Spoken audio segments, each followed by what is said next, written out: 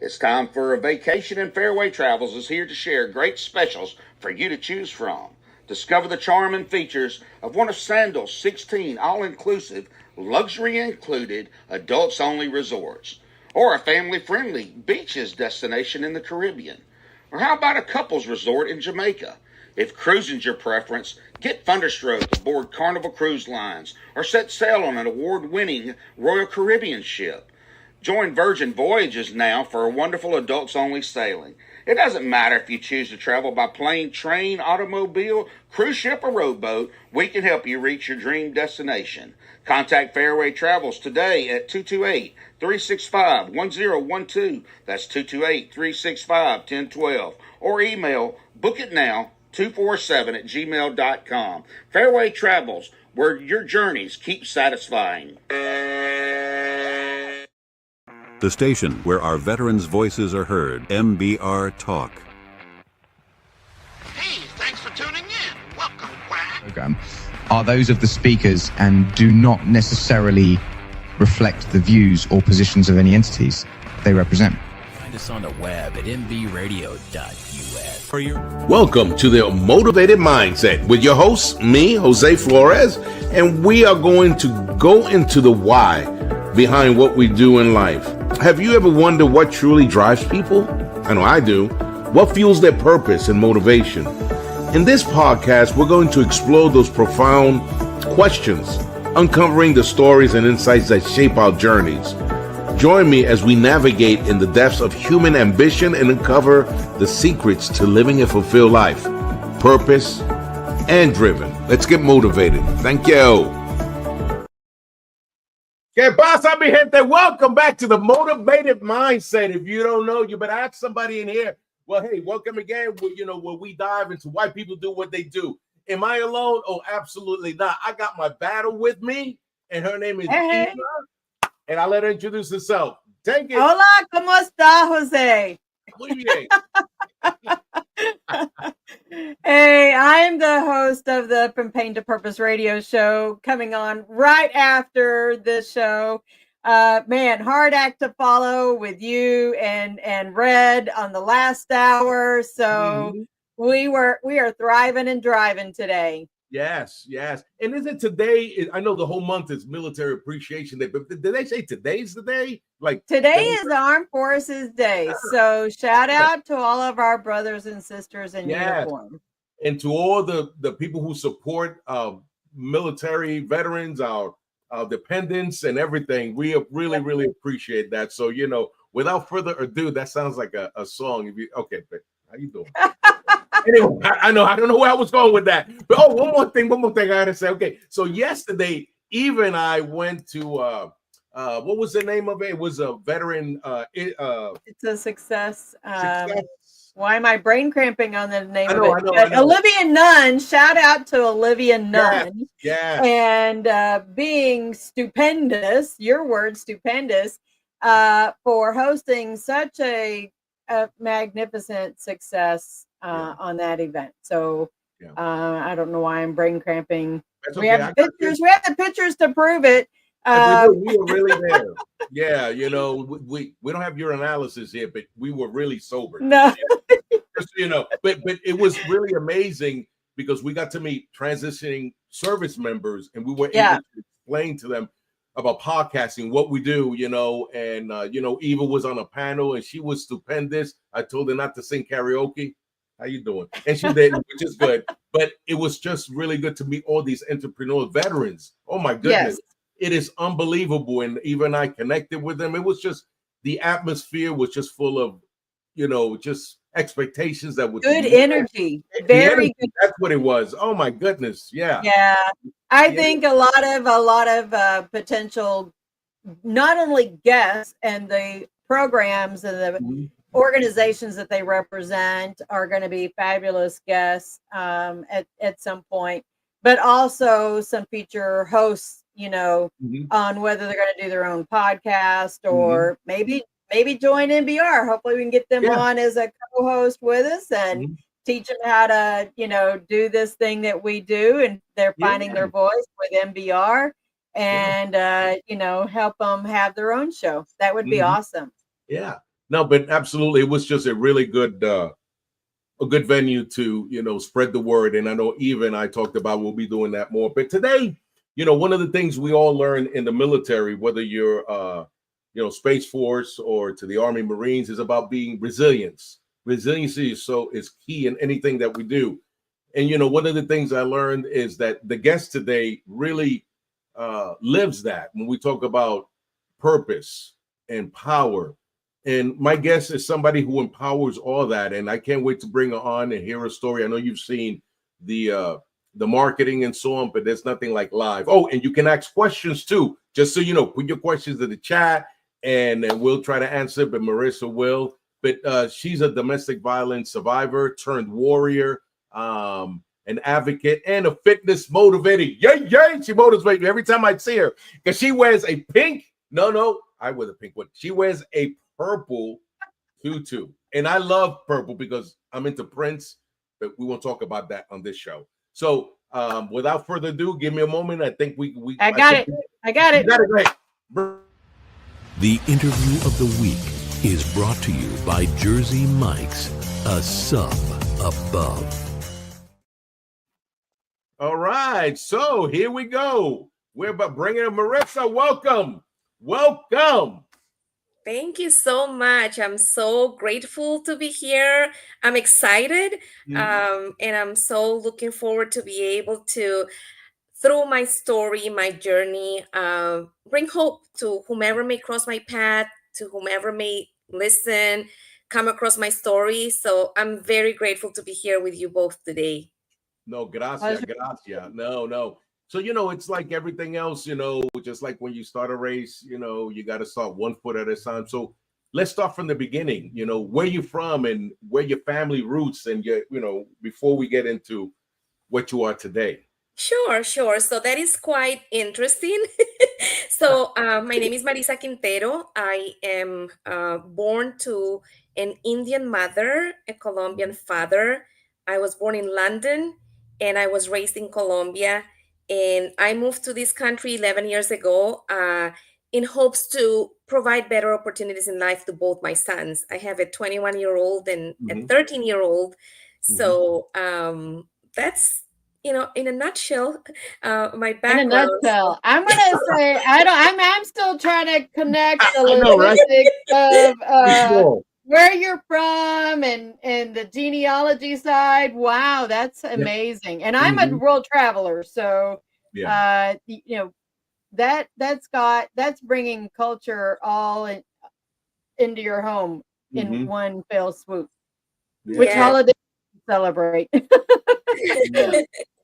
Thank you. I kind of sometimes I do say, I'm a citizen of the world because I really am, and we really all are. If we take the time to navigate and figure out where do we come from, there's a little bit of everyone from everywhere in us.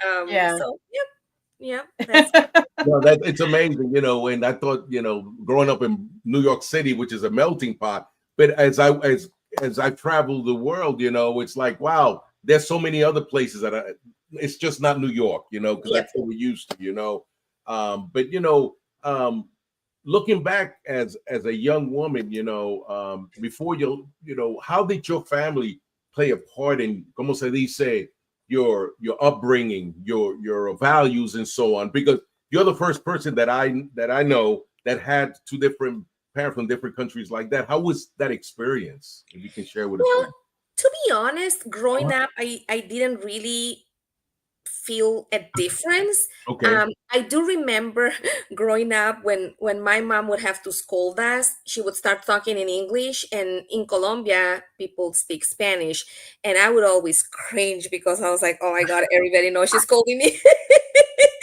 That was really kind of like the moments where I would feel the difference.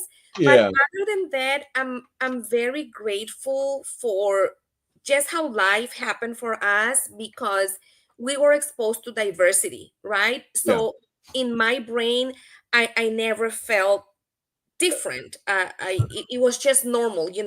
I grew up exposed to people who we knew, mostly through my religion, that were Americans or Italians or Arabs.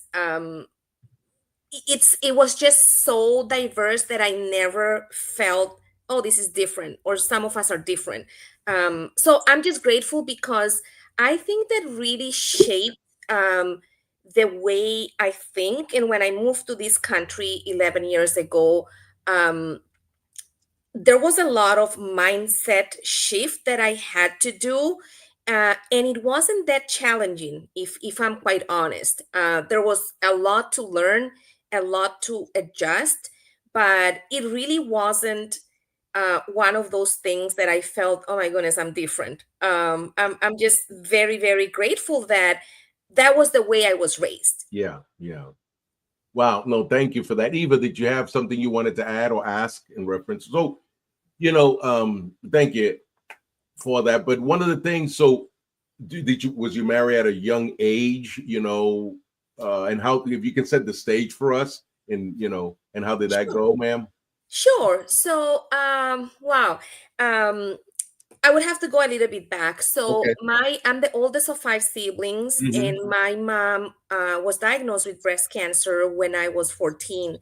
Unfortunately, at the time when she was diagnosed, it was pretty advanced.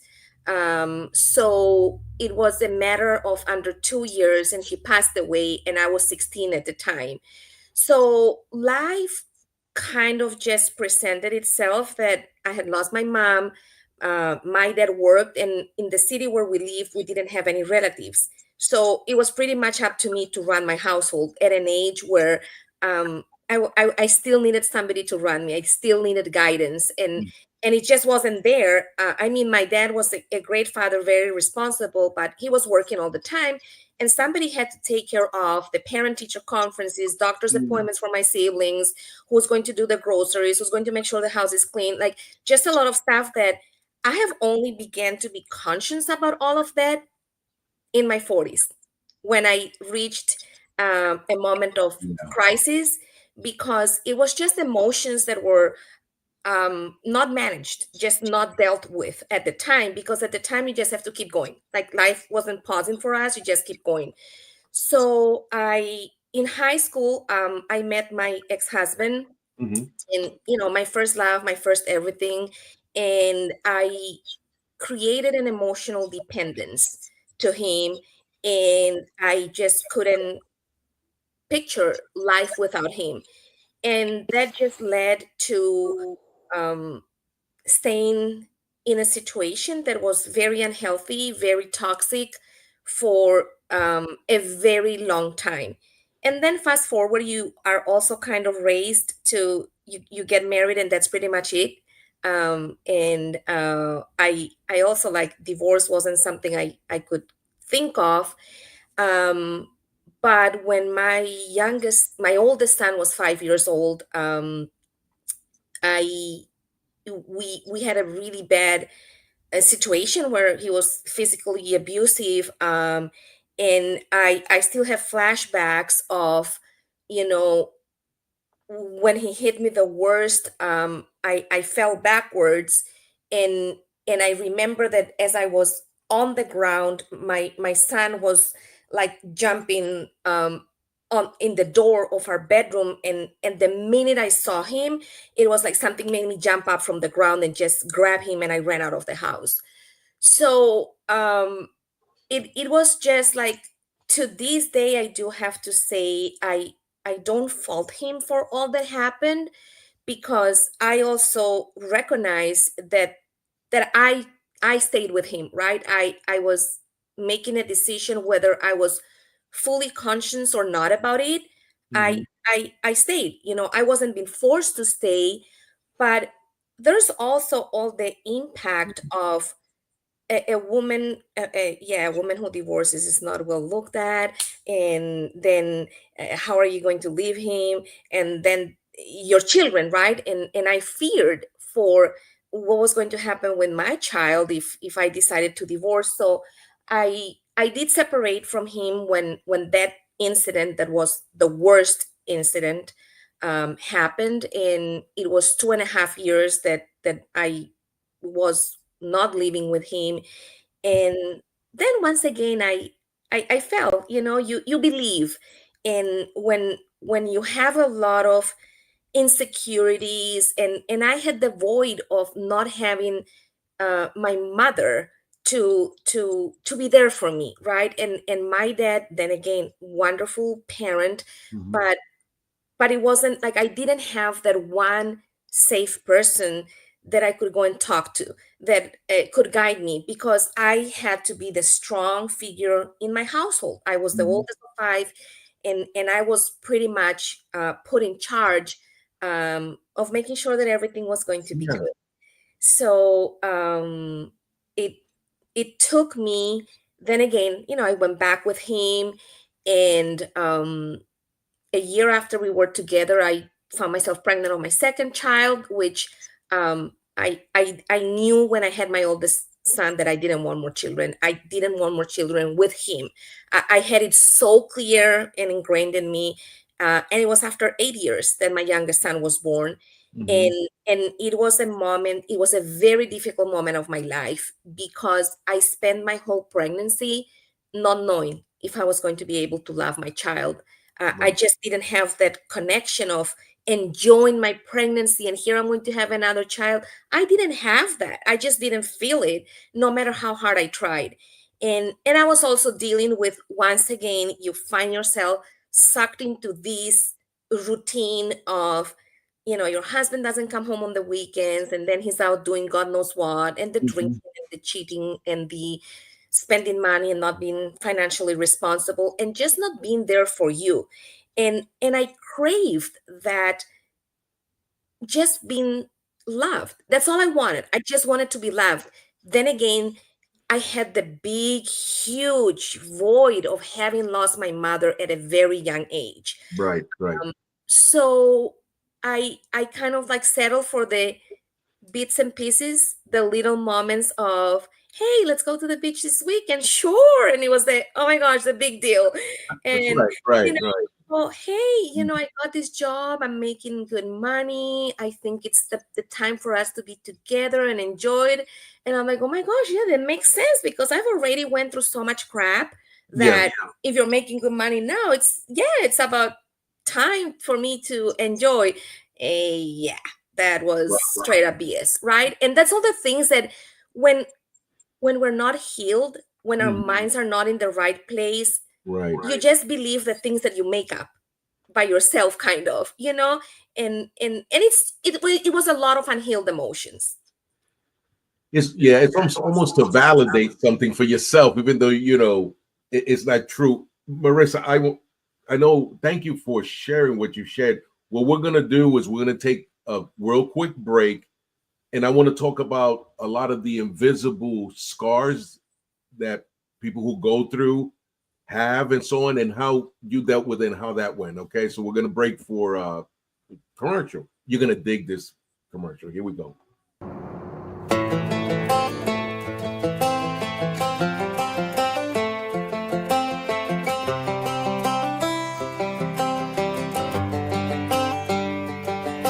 It's the guts and it's the glory. 100 stripes, 100 stories. It's the Pledge of Allegiance on the 4th of July. It's them handwritten letters from home. It's them sleepless nights alone. It's his newborn baby he left with his wife. Mr. Red, White, and Blue, lay down, here's a line. Mr. Red, White, and Blue, for these stars and stripes. Hey, from the fields of Indiana to the swamps of Louisiana, to the golden coast of California, Uncle Sam's the only family he's got. His purple heartbeat won't stop, and his 18th birthday was the day he was born. Mr. Red, White, and Blue, lay down, here's the light. Mr. Red, White, and Blue, for these stars and stripes. Mr. Red, White, and Blue,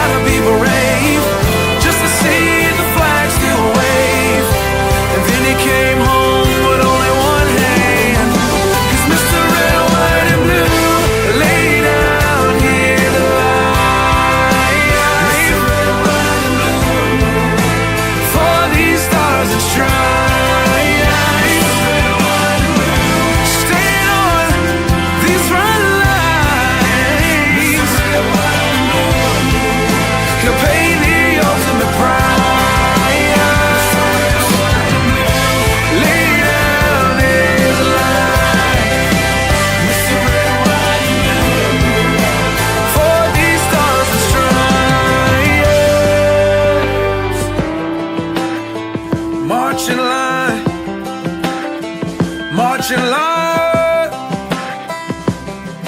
Hey. Hey.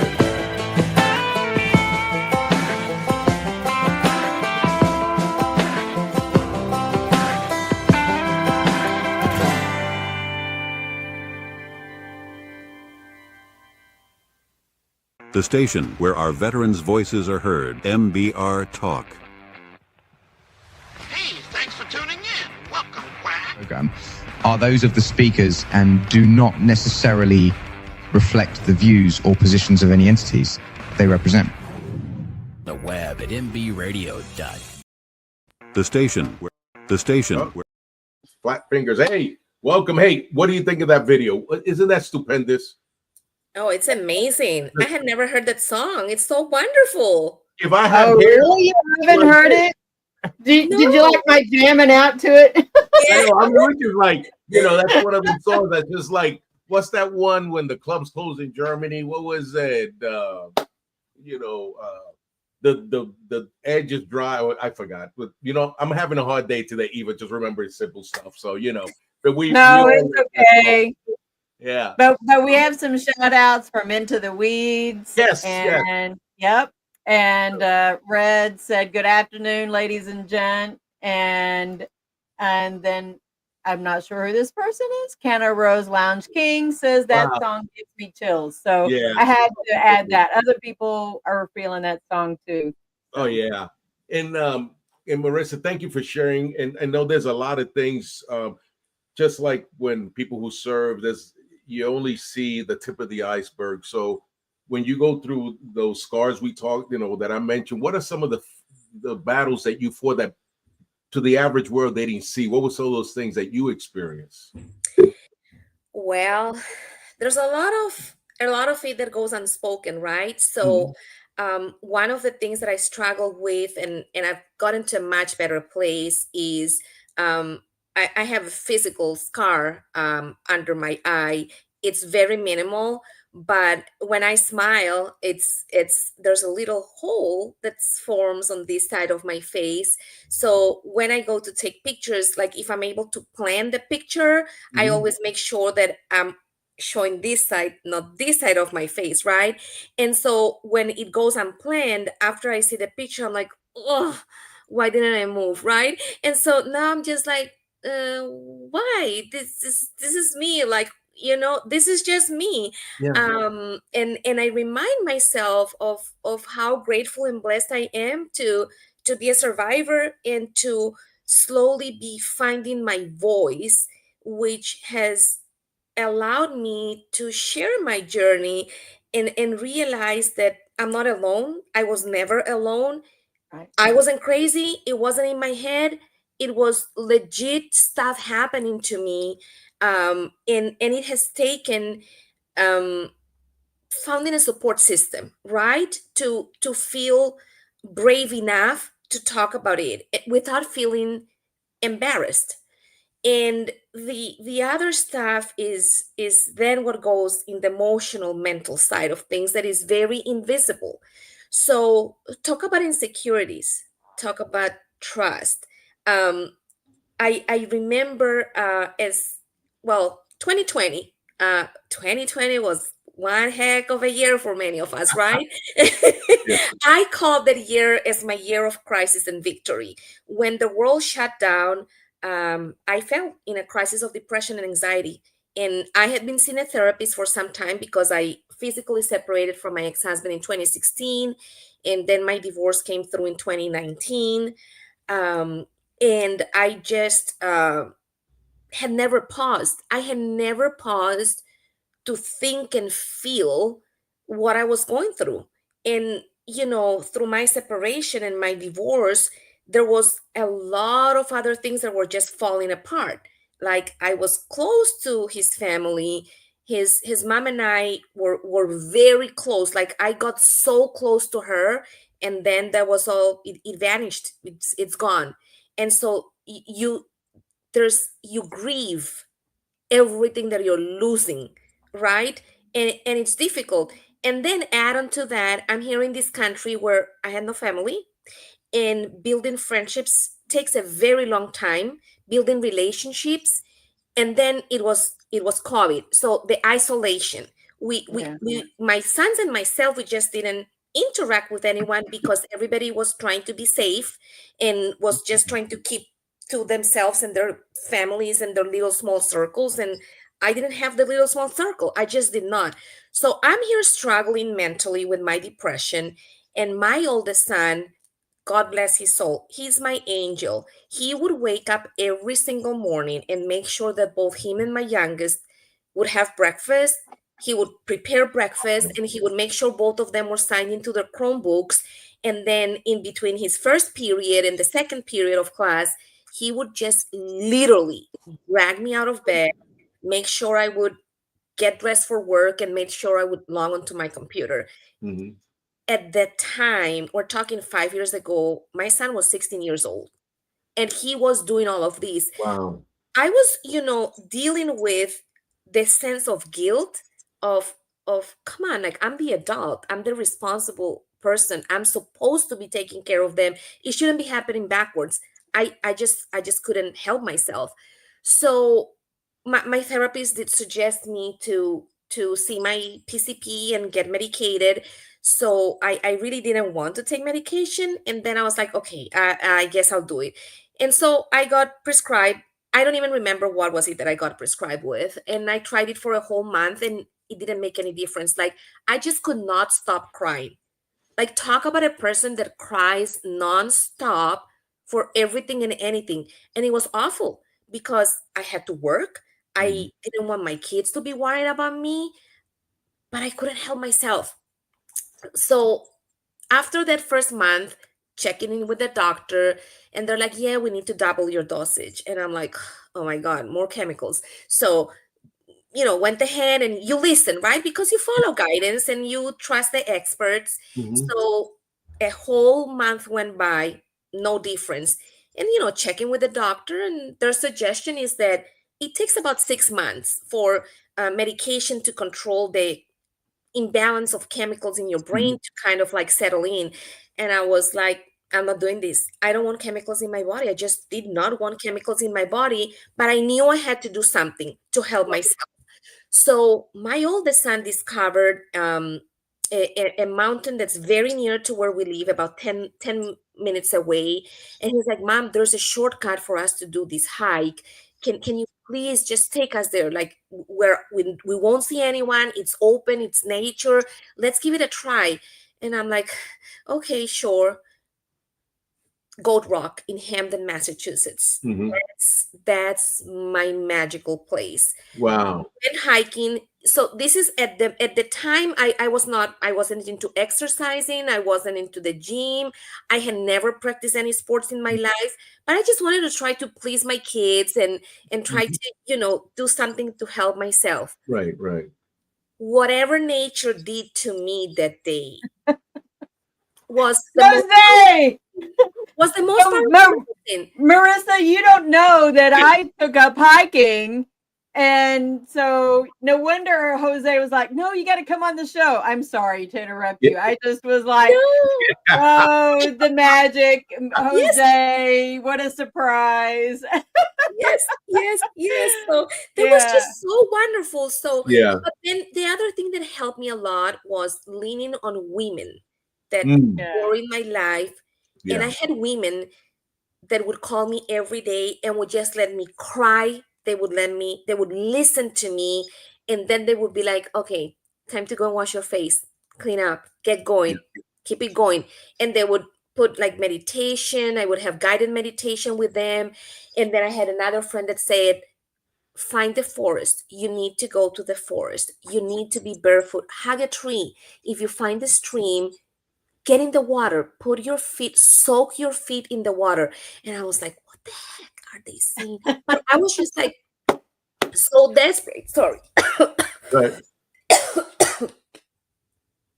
I need to get you on the Camino with me. Yes. I mean, oh my God. Yes. Camino de Santiago. I'm planning on doing the Portugal route next. Eva, I think I'll be ready for that. I think I'm ready for that because Eva always talks about hiking, and I'm like, man, I did rucking in the Army for 30 years. I ain't got time for that. but the situation happened. Well, you know what? That might be the best thing for me now. So yeah, I get it, different. Marissa. Just being in nature and so on. And when you mention the empowerment of women, that support is so important. I can relate so much to that. But I'm sorry, go on. You were saying. Yeah, no, so sorry. So I was just finding myself surrounded by the love of women, and at the time I didn't realize that it was that feminine power that was just wrapping me and guiding me. But I just trusted. I was just trusting that I was being guided in a way that my life needed so much. It was just wonderful. So then throughout that, trusting these other women that were literally like, I had a friend that would call me every day. I had a friend that would text me YouTube videos. I had a friend that sent me a beautiful song on YouTube. I had a friend that sent me a prayer. She just said, listen to this prayer. Just close your eyes and listen. And I trusted in the power of women that were there for me. And it started a whole process of healing. And it has allowed me to now understand that there are also really great guys out there. But it has taken a lot to get to the point where I can tell you I'm not a feminist, but I am also a big supporter of women's voice and women's power. But I do strongly believe in equality of men and women, because we both bring to the table things that are very specific to what a man can do and what a woman can do. And we don't complete each other, we complement each other, which is very different. And at some point, I also, through one of my colleagues, whom I'm forever very grateful for, his name is John Lynch. He and I friended each other on Facebook at some point, and he posted about holiday 5K, 10K series training. Right. And I was like, I had no idea what a 5K or a 10K was, but I decided to ask him in the following meeting that he and I had. And he explained, and he said, listen, you should give it a try. You may like running, and we meet literally around the corner from where you live. He's like 3 minutes away from your place. And I'm like, oh, okay. So then again, this is coming from a person that never practiced any sport growing up, wasted 2 years of a gym membership because I signed up and I went once or twice, and it just wasn't my thing, right? Right. October 29, 2020, I ran my first 5K. Like, I literally showed up that first day and I ran a 5K, and I fell in love with running. What running made me feel is something that I can't compare anything else in my life that has made me feel so safe, secure, self-confident, powerful, strong, badass, all these good things that literally running makes me feel like that. And I fell in love with it. Absolutely. There's no going back for me. There's no going back for me. And Marissa, with that, because when we come back, we're going to talk about that butterfly effect from a cocoon and how you transform. We're going to break for a commercial. We come back and we're going to take the other half to talk about where you was and where you're going and where you at now. How that sounds? That sounds amazing. All right. I'm so excited. Here we go.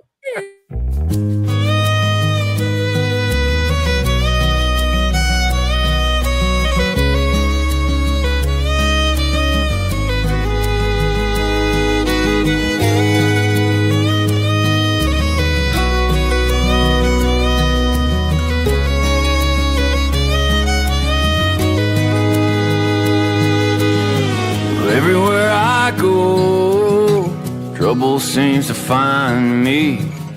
There ain't no place that I fit in. Raised in the backwoods, and just like him, oh, I'm a fighting man. Well, I was born with a gun in my hand, child of this land. Lord, please save me from my sins, out here howling in the wind. Look to the west, see your sunset. Someday kneel at the pew. This old wasteland, it is my land. Around here I do what I wanna do. Well, I was born with a gun in my hand, child of this land.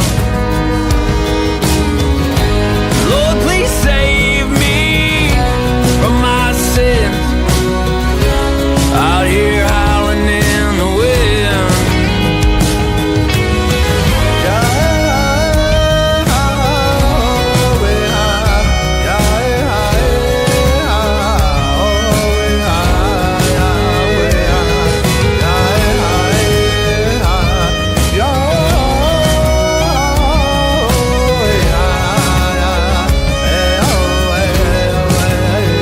Well, I was born with a gun in my hand, child of this land.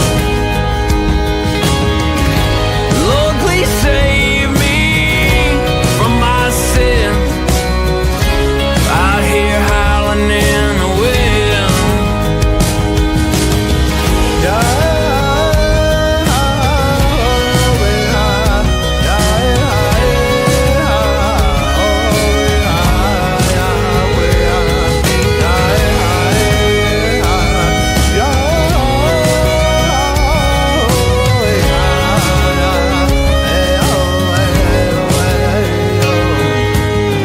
Everywhere I go, trouble seems to find me. There ain't no place that I fit in. The station where our veterans' voices are heard. MBR Talk. Hey, thanks for tuning in. Welcome, Quack. Program are those of the speakers and do not necessarily reflect the views or positions of any entities they represent. The web at mbradio.com.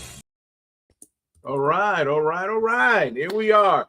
So where we left off was where you got into this fitness journey, this new world. And I know the people out there want to hear, and, you know, what were some of the things I got you then, and we talk about our favorite, you know, things. So go on. As you were saying, when you started running, how did that feel? You were saying it was. Oh God, it was just fantastic because, you know, coming from a person that had been put down for so many years, right? And then to suddenly discover something that I didn't need anybody to run for me. Like, I had to run with my feet, with my body, Yes. getting my mindset into doing it and figuring it all out, right? When you start running, there's so much to learn. Especially, like, I came from zero sports mindset, no background. I was just wanting to try something that would make me feel better. I was so done with the crying. So I discovered running, and because, of course, I go out that very first time and I ran a 5K, and my friend was like, how the heck did you do that? And I'm like, I don't know. Like, you invited me and everybody was doing this. So I tag along. So the next thing that I did, I said, what comes after a 5K? And they were like, a 10K. So that group was training some people for a 5K, some people for a 10K. And I said, okay, I want to do a 10K. And the 10K was for January 1st of 2021. Now, going a little bit back, in August 2020, before I started running, I got the worst pain I have ever physically felt in my life. And it went undiagnosed until November. Mm-hmm. 4 months that I went through 7 excruciating pain episodes, and it was finally diagnosed as gallstones. Wow. And I went to the ER and they missed it. And after that, I refused to another freaking copay for them to not find whatever was happening. So I was just like pushing my PCP to like run whatever tests he had to run to figure out what was causing the pain. But I had no idea what it could be. So I was trying to like, okay, let me change my eating habits, because I will never forget the day that I got the first pain episode was after I had had the best grilled steak ever in my life. Now, the mental association that I have with that day, I can't eat steak anymore. I just cannot. I don't care for steak.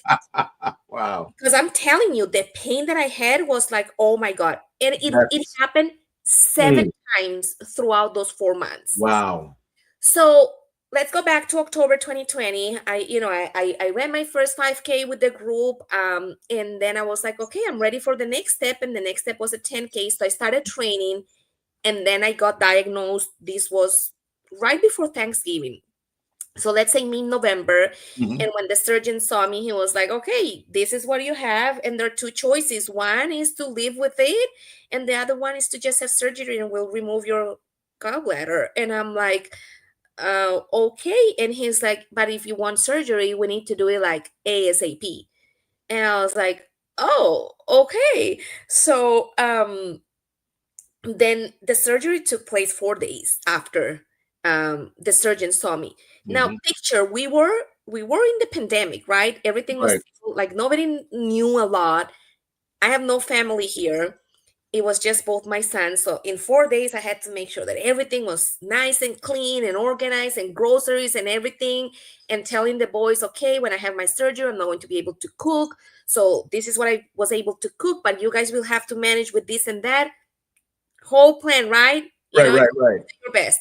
And so I had my surgery Tuesday before Thanksgiving. So I also told my boss, I only need to take 2 days off, because then we had Thanksgiving and Black Friday off. So I would have a total of 6 days I was going to take off. That's enough to recover. Right. Life had some other plans for me. So on Sunday, so surgery was Tuesday, on Sunday, the pain came back with no mercy. Like, and I was like, this has to be in my head. This cannot be happening. So I was like taking deep breaths and meditating and relaxing. That Sunday was my son's birthday. So I had to get my chisels together, because Right. my son's birthday. Now, one of her friends, that she's wonderful, she's the mother of one of my son's best friends, said, listen, I know you're recovering. I'm going to organize a little birthday for your son. We'll all be like, all of us have tested. We're good. You don't need to worry about anything. We'll pick you up. You just sit on the couch, but I'll make sure I entertain your kids. And I'm like, oh my God, this is so wonderful. So we went to her house. She took care of everything, but I was out of it, like out of it.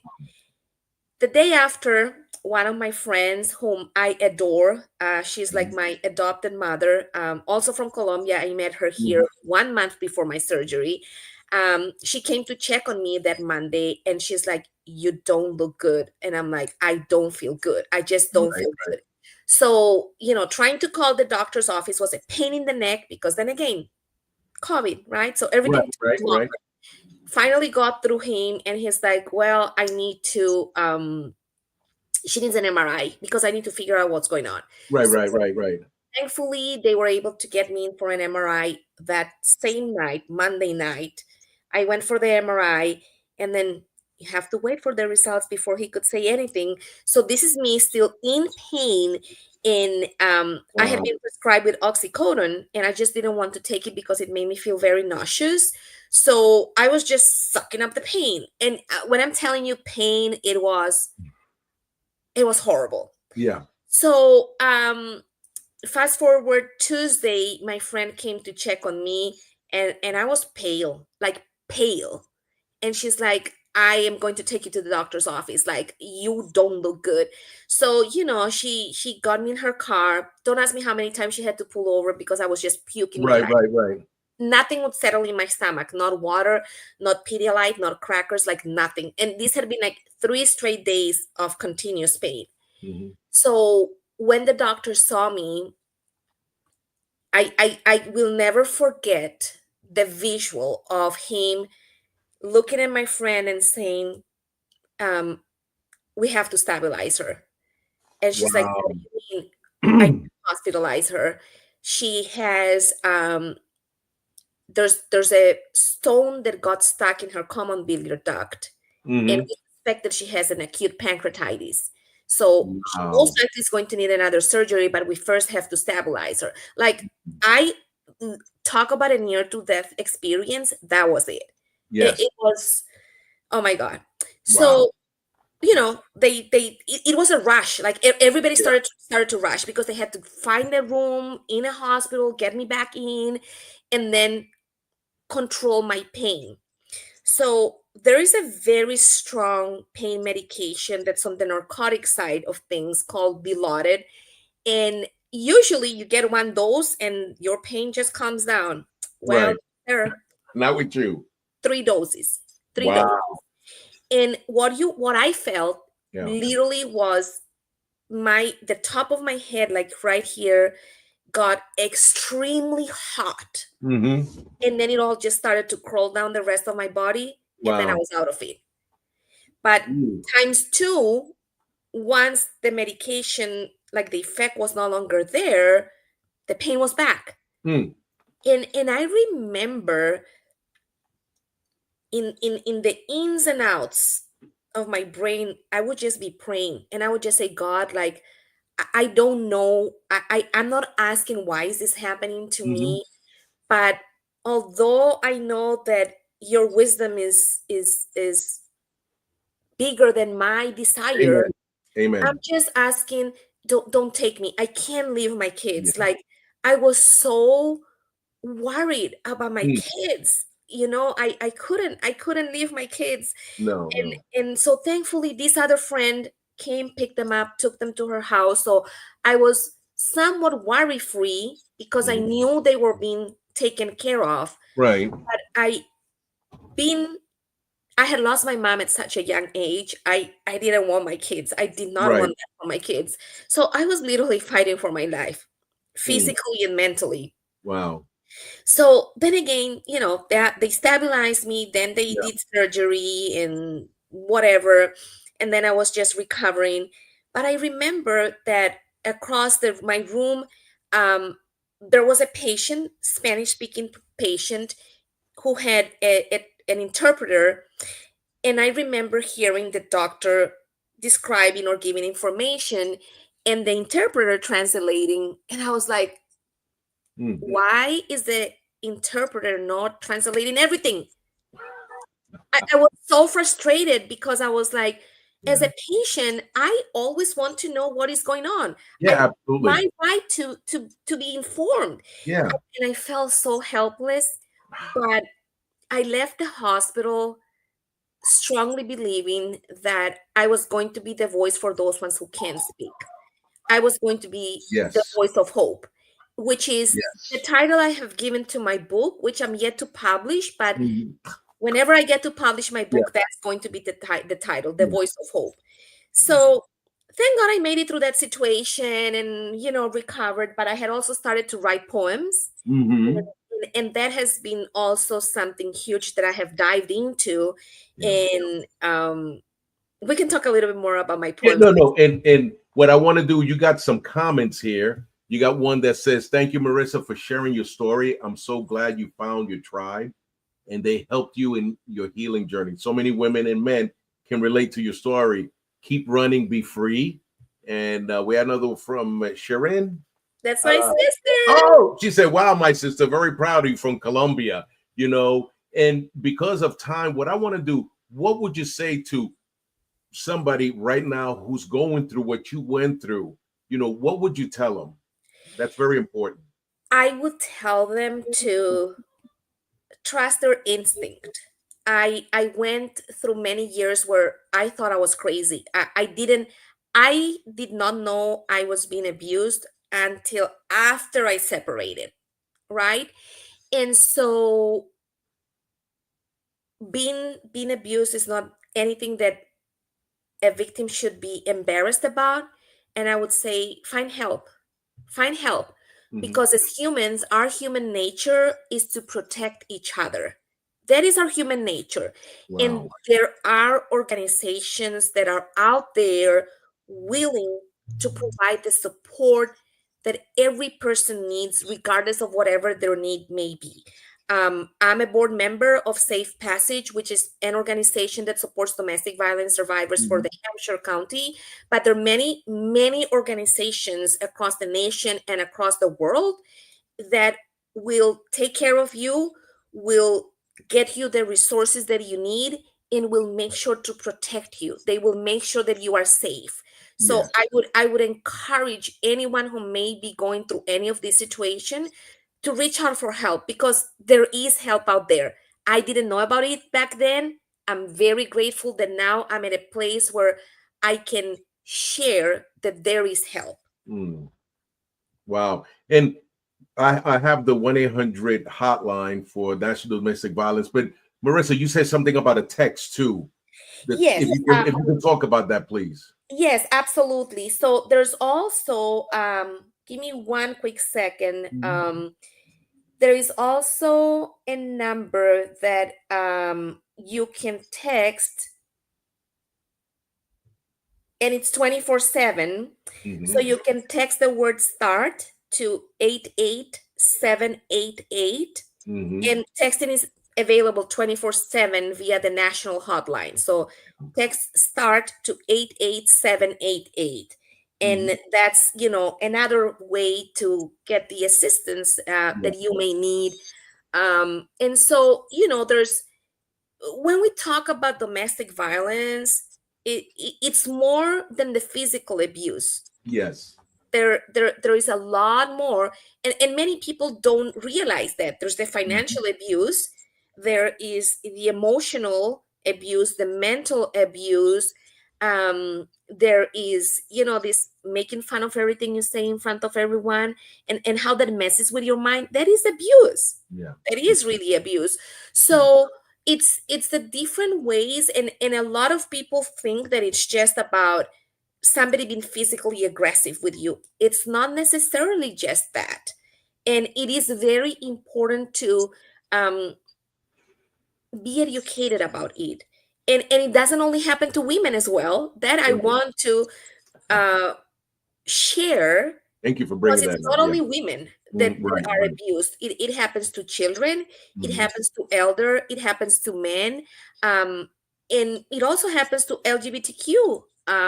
Yes. Like it really, and it's so terrible, because a lot of this has to do with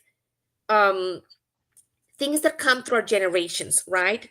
Through our generations, there's just a lot that our ancestors may have not been equipped for, may have not been aware of, and it just keeps, going through generations. It gets passed on, but it takes one person per generation to break what I could say a generational curse, right? To put it in some words. Absolutely.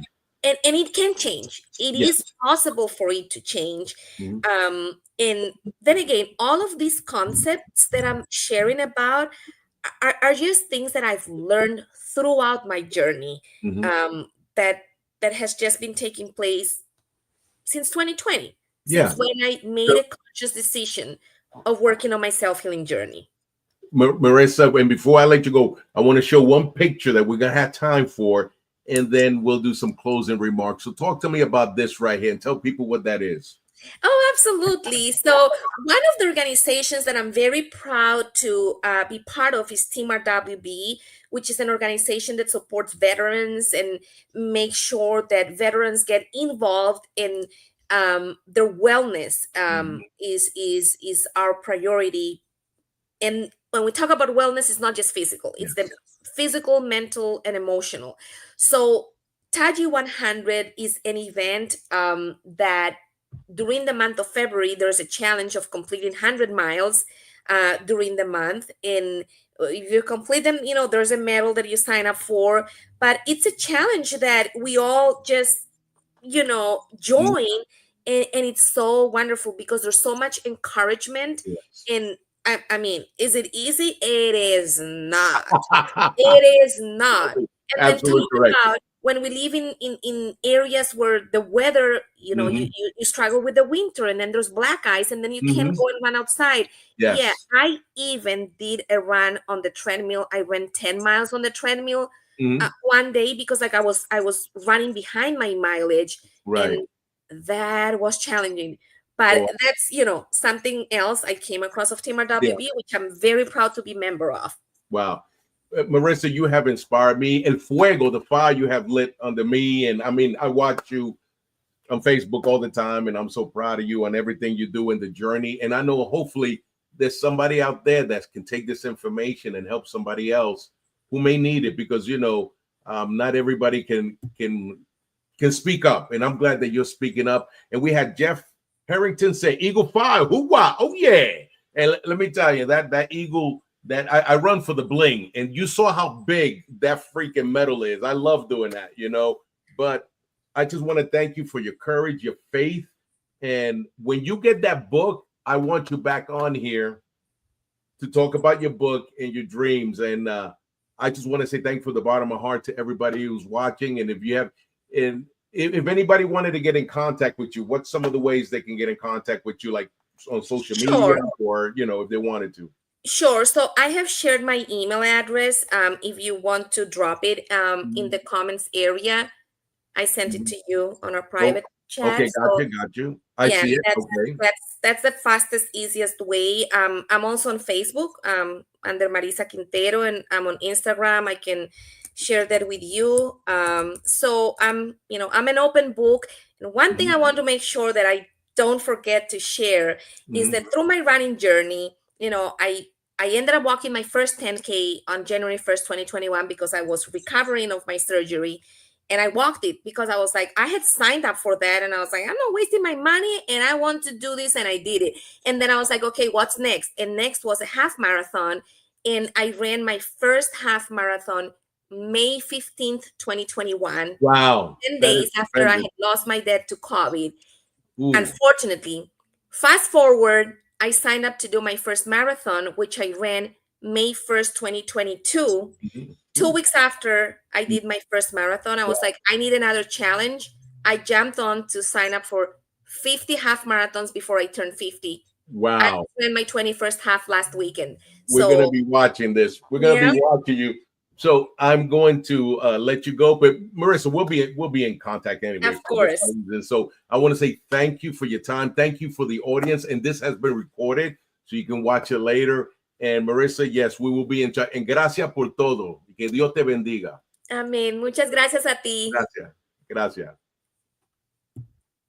Yep. And Ladies and gentlemen, thank you for tuning in to Military Broadcast Radio. As we wrap up today's show, we want to remind you that the podcast of today's episode will be available right after we go off the air. So if you missed any part of the show or want to listen again, be sure to check it out. And remember, we're here to support and honor our veterans. Your stories and experiences matter, and we are committed to giving you a platform to share them. That's right. We're here to give our veterans a voice. So don't forget to catch the podcast and stay connected with us. Giving our veterans a voice.